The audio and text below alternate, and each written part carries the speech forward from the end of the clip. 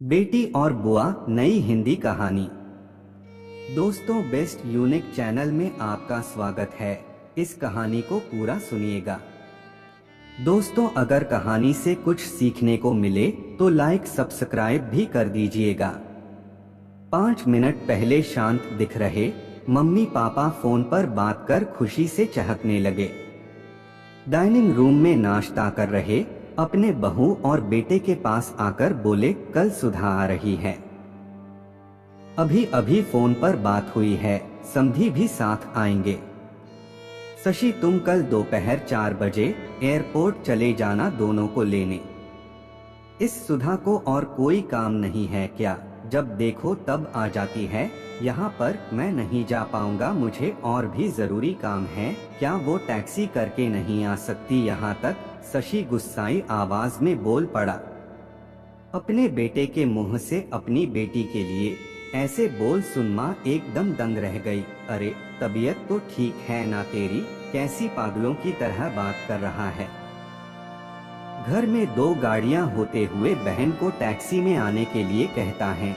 माँ बोली, रहने दो, मैं खुद जाकर ले आऊंगी। अपनी बेटी को करने दो उसे अपना काम। अभी सुधा का बाप जिंदा है और मैं नहीं चाहता कि मेरी बेटी को उसके ससुराल वालों से ताने सुनने पड़े कि इकलौती बेटी होते हुए भी उसे लेने गाड़ी नहीं भेजी या उसके स्वागत में कोई कमी रह गई। पापा ने बेटे को अपनी नाराजगी जताते हुए कहा, आप दोनों समझते नहीं हो मम्मी पापा, वो जब भी इस घर में आती है तो सारी दिनचर्या बिगाड़ देती है। वो तो आराम से बैठी रहती है किसी महारानी की तरह। हम सबको उसकी आवभगत में लगाना पड़ता है। मेरी पत्नी का तो पूरा दिन ही दीदी और जीजाजी के आगे पीछे उनके ओरड पूरे करते हुए निकल जाता है। गुस्से से शशि बोला, आज क्या हो गया है तुझे? कैसी बहकी बहकी बातें कर रहा है? बहन है तेरी में कोई पराई तो नहीं है। अब क्या है उसका इस घर में? शादी में दे दिया था ना हमने जितना देना था, फिर क्यों चली आती है बार बार यहाँ पर और हर बार बैग भर भर कर लेकर जाती है वो अलग। आपको समझना चाहिए वो सिर्फ हमें लूटने आती है और कुछ नहीं।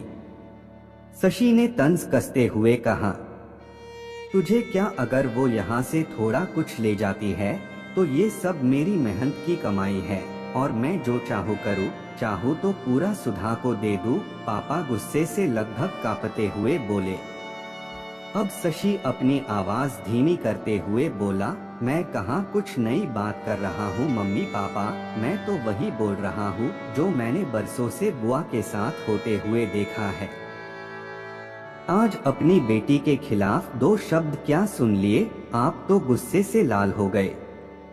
जरा सोचिए, जब आप बुआ के साथ ऐसा व्यवहार करते थे तब दादी को कैसे लगता होगा। बुआ जो हम पर इतनी जान छिड़कती है, आपने कभी उनके और उनके ससुराल वालों के मान सम्मान के बारे में परवाह नहीं की।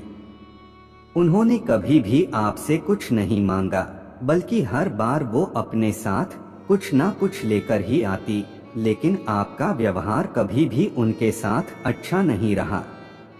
दादी ने भी आपसे कभी नहीं कहा कि मेरी बेटी को पैसे दे दो या कुछ खरीद कर दे दो, फिर भी दादी को आपके यहाँ इतनी भी परवाह नहीं थी कि वो अपनी बेटी को कुछ दिनों के लिए अपने पास बुलाकर रहने दे।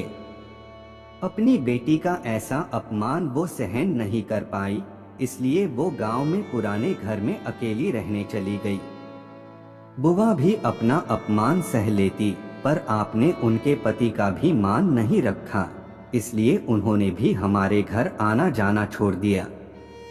जिस तरह सुधा इस घर की बेटी है, बुआ भी तो इसी घर की बेटी है। आपने 2 बेटियों में फर्क कर अच्छा नहीं किया। और रही मेरी बात, तो मैं अपनी बहन से बहुत प्यार करता हूँ।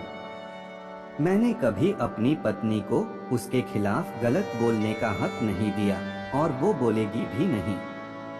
मैं खुद जाकर उसे लेकर आऊंगा, क्योंकि मुझे मेरी बहन पर गर्व हूँ। अपने अच्छे भाई होने पर भी हो सके तो मेरे इन कटु शब्दों के लिए मुझे माफ कर देना। इतना कहकर शशि अपने ऑफिस के निकल गया। माँ और पापा का सिर शर्म से झुक गया।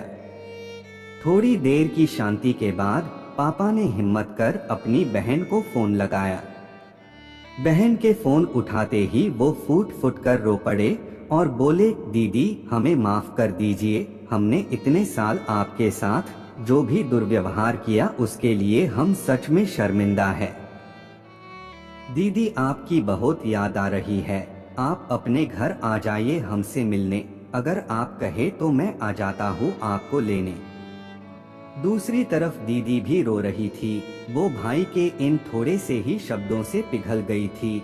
वो बोली, मैं तुमसे नाराज नहीं हूँ भैया, मैं जीजाजी को सारी बात बताकर जरूर आऊंगी। दोस्तों बेटी तो बेटी होती है, बहन हो, यह बहू हो या बेटी, तीनों में कोई फर्क नहीं करना चाहिए। इन्हीं से घर की शोभा होती है और इन्हीं से घर खुशियों से भरा रहता है। पूरी कहानी बेटी और बुआ नई हिंदी कहानी पढ़ने के लिए धन्यवाद। ऐसी ही रीत रिवाज वाली हिंदी कहानियाँ पढ़ने के लिए आप हमारे चैनल को लाइक सब्सक्राइब करना ना भूलें। हम मिलेंगे कल एक और नई शिक्षा प्रदान कहानी के साथ। आज का आपका दिन मंगल हो।